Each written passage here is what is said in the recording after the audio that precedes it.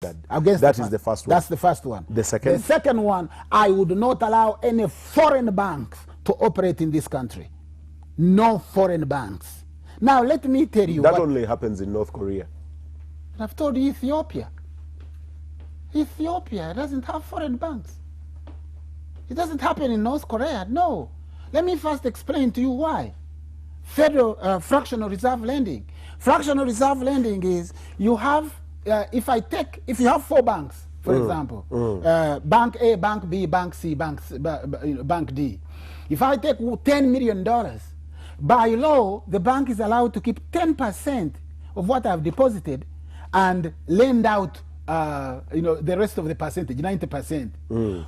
So if the bank started with nothing and I came and deposited 10 million, it would reserve 1 million, it would lend out 9 million, but at interest. Yeah. Now it will take actual collateral.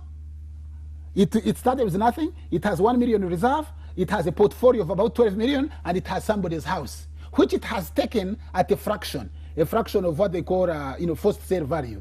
But the person who gets this money now goes and deposits it in another bank, like 9 million. The bank now takes 10%, which is 900,000, and lends out 8.1. And that person goes and deposits it in another bank. So one deposit creates money about 90 times. Fractional reserve lending allows the bank to create money out of thin air.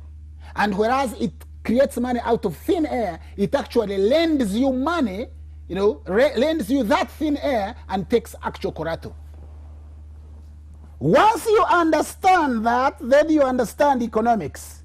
You need not know anything else.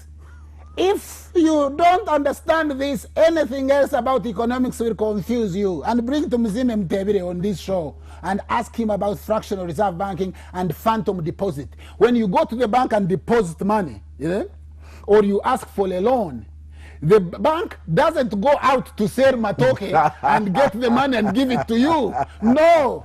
After making you run around, they say, Mr. Chivazo, we now have the money. You can go and check. It's on your account. So what they have done is a computer transfer, what we call a phantom deposit.